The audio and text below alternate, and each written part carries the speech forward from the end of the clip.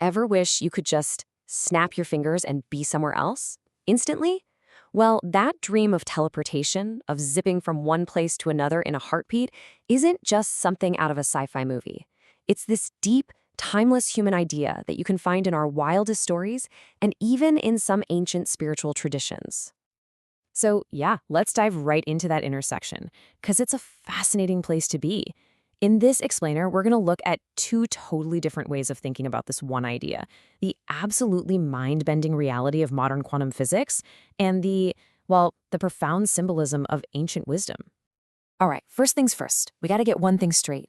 When scientists are talking about teleportation, they are not talking about beaming Captain Kirk across the galaxy. Sci-fi is all about moving your actual physical stuff. But what's happening in quantum reality, that's about transferring pure information. It might sound like a small detail, but trust me, it's a massive difference. So let's get into what quantum teleportation really is.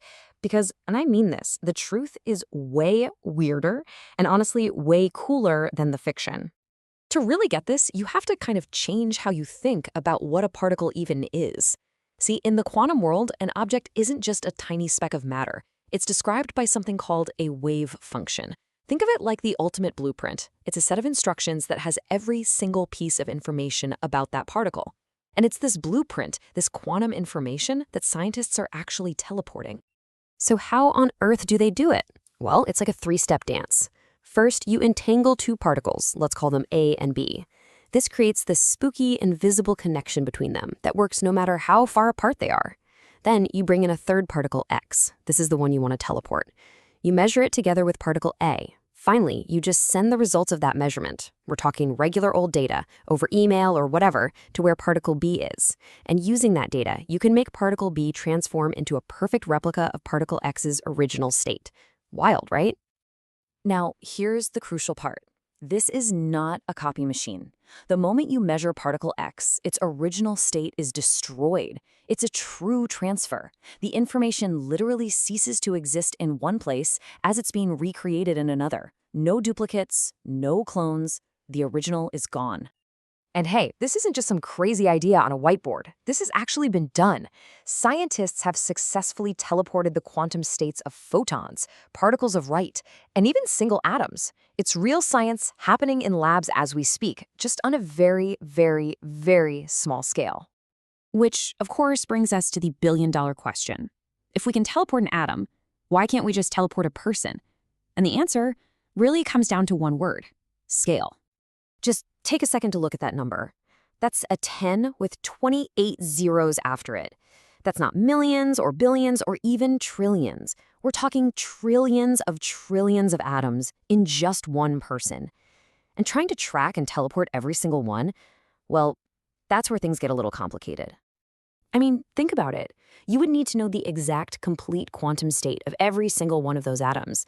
Then you'd have to process that absolutely astronomical amount of data. And then you'd have to perfectly put it all back together somewhere else.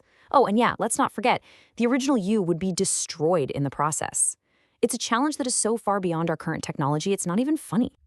Okay, but let's hit pause on the technical problems for a second.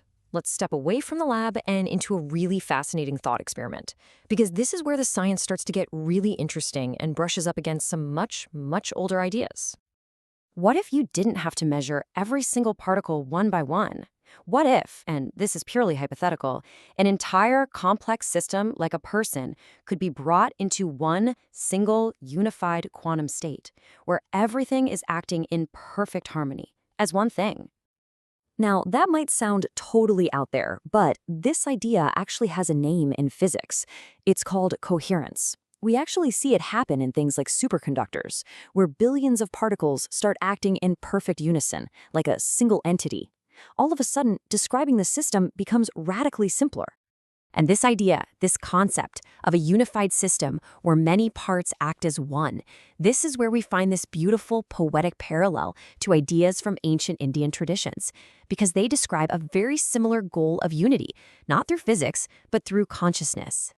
If you look at ancient texts, they're filled with these incredible stories of sages or rishis who could apparently do things like appear in distant places or travel to other worlds, seeming to just step outside the normal rules of space and time. But their method wasn't a machine, right? Their technology, so to speak, was disciplined consciousness. The idea was that through intense practices like deep meditation and controlling your life energy, or prana, they could bring their body, their breath, and their mind into this state of perfect, unified alignment. And this is just a beautiful way to see the analogy. You have quantum coherence, many particles acting as one single thing. And then you have the spiritual goal of inner coherence, all the scattered parts of a person, body, breath, mind, acting as one unified whole. It's just a powerful metaphor. It's really cool when you look at the language side by side. Physics talks about coherence and non-locality to describe a unified system.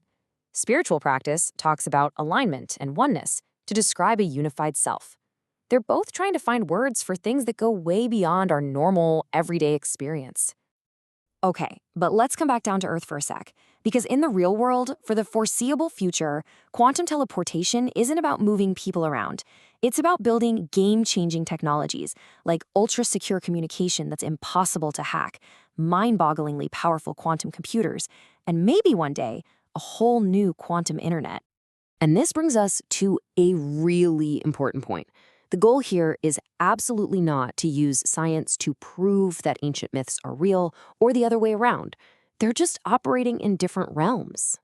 The real beauty here, and I think this quote says it perfectly, is how these two different ways of thinking can inspire one another. Ancient stories can make us curious about the universe, and modern physics can give us brand new metaphors for understanding ourselves.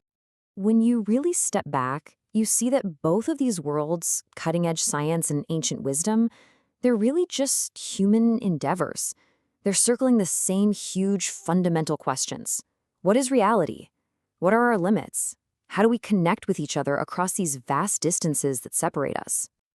At the end of the day, the idea of teleportation, no matter how you look at it, it taps into one of our deepest human desires, to overcome separation, to feel connected, to bridge any distance, whether that's across the cosmos or just within ourselves.